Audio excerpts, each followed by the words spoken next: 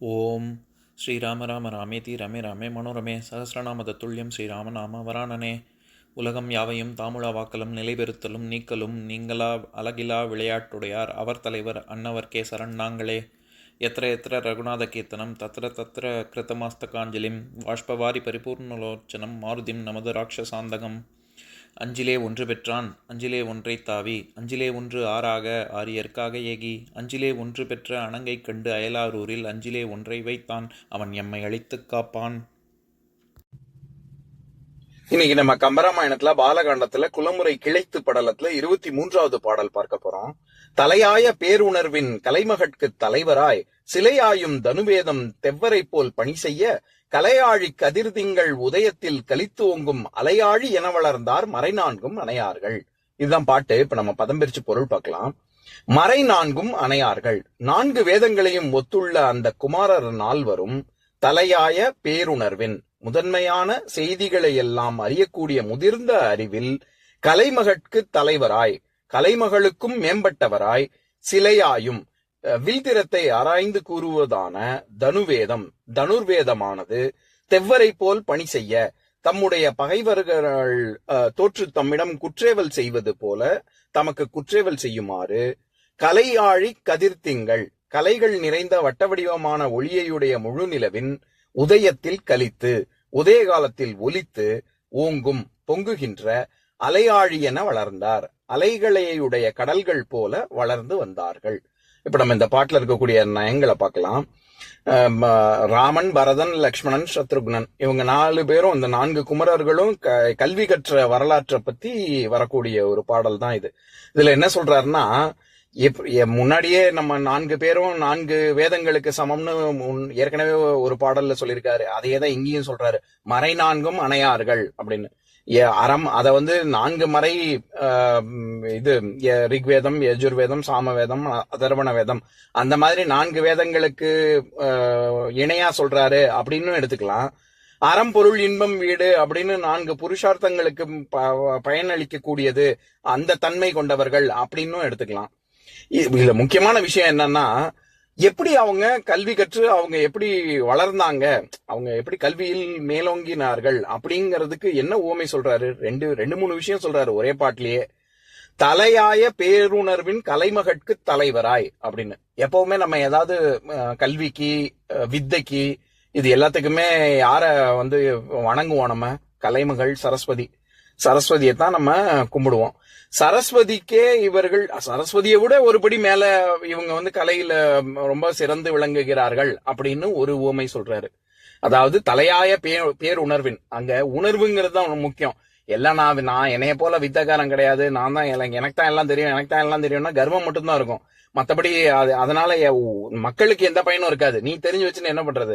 அப்படித்தானே நம்ம எல்லாரும் விதையை கத்து வச்சுட்டு இருக்கோம். விதையை கத்து வச்சுன்னு மக்களுக்கு பிரயோஜனம் இல்லாமல்ல இருக்கு. அதுக்கு நம்ம சம்பளம் வேற வாங்குறோம். எனக்கு இவ்வளவு கூலி கொடுங்க, அப்பதான் நான் செய்வேன் அப்படின்னு. அந்த மாதிரி இல்லாம அதனாலதான் பேருணர்வின் கலைமகட்கு தலைவராய் அப்படின்னு சொல்றாரு. அந்த முதிர்ச்சி அவங்கள்ட்ட இருக்கு அப்படின்னு ஒரு விஷயம் சொல்றாரு. அடுத்தது சிலையாயும் தனுர்வேதம் தெவ்வரை போல் பணி செய்ய அப்படின்னு. பகைவர்கள் எப்பவுமே நமக்கு பணிவிட செய்வாங்களா என்ன? அவங்க நம்மளை எப்படா ஆளை அடிச்சு காலி பண்ணலாம்னு தானே நினைப்பாங்க. ஆனா இவங்க எந்த அளவுக்கு தனுர்வேதத்துல இவங்க சத்திரியர்கள் தான். அதனால அவங்களுக்கு முதல்ல படிக்க வேண்டியது தனுர்வேதம் தான். அதாவது ஆயுதங்கள் எப்படி கையாள்வது அப்படின்னு படிக்கக்கூடியது. எப்படி அந்த தனுர்வேதமானது இவர்களுக்கு எப்படி இவங்களுக்கு கை கொடுக்குது அப்படின்னா, தெவ்வரை போல் பணி செய்ய, வேலையாளுங்க மாதிரி பகைவர்கள் எப்படி நடுங்கி செய்வாங்க. எப்போ ஒரு பகைவர் நமக்கு நம்மளை அழிச்சாதான் ஆச்சுன்னு ஒருத்தன் இருக்கான்னா, அவன் நமக்கு எப்ப பணிவிட செய்வான்? செய்யவே மாட்டான். நம்ம ஐயோ இவனை பகைச்சுன்னா நமக்கு அப்புறம் அவ்வளவுதான், இவனுக்கு எப்படியாவது நம்ம இவனுடைய குட் புக்ஸ்ல போய்க்கணும்னு சொல்லுவாங்கல்ல, இவனை do not rub him on the wrong side அப்படின்லாம் சொல்லுவாங்களே, அந்த மாதிரி இவனை பகைச்சுக்க கூடாது அப்படின்னு யார் நினைக்கிறாங்களோ அவங்க தானே பணி செய்வாங்க.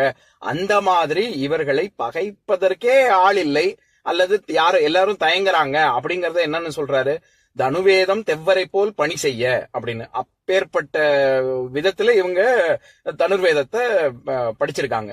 அடுத்தது இவர்களுடைய மனோபாவம் எப்படி இருக்கு அப்படின்னா, அதுதான் இருக்கிறதுலே சிறப்பு. முத்தாய்ப்பா என்ன சொல்றாரு, கலையாழி கதிர்த்திங்கள் உதயத்தில் கலித்தோங்கும் அலையாழி என வளர்ந்தார் அப்படின்னு. இப்ப ஒரு ஆசிரியர் உள்ள வகுப்பறைக்குள்ள வராரு. வரும்பொழுது மாணவர்கள் எல்லோரும் அவங்க எழுந்திருந்து இன்னைக்கு நம்ம புதுசா ஒரு விஷயத்த கத்துக்க போறோம் அப்படின்னு ரொம்ப ஆர்வத்தோடையும் ஒரு அப்படியே எதிர்பார்ப்போடையும் வந்து அப்படியே பொங்க ஒரு பாசிட்டிவ் வைப்போட இருந்தாங்கன்னா, அப்ப ஆசிரியர் சாதாரணமா சொல்லிக் கொடுக்கிறவரு ஐயோ அப்படின்னு ஒரு மனசு கொஞ்சம் சோர்வா இருக்கிறவங்க கூட ஆஹா மாணாக்கர்கள் எல்லாம் எவ்வளவு ரொம்ப ஆர்வத்தோட இருக்காங்க, அப்ப அதனால நம்ம வந்து இன்னும் நல்லா சொல்லி கொடுக்கணும் அப்படின்னா அவருக்கு ஒரு தனி உற்சாகம் வரும்ல.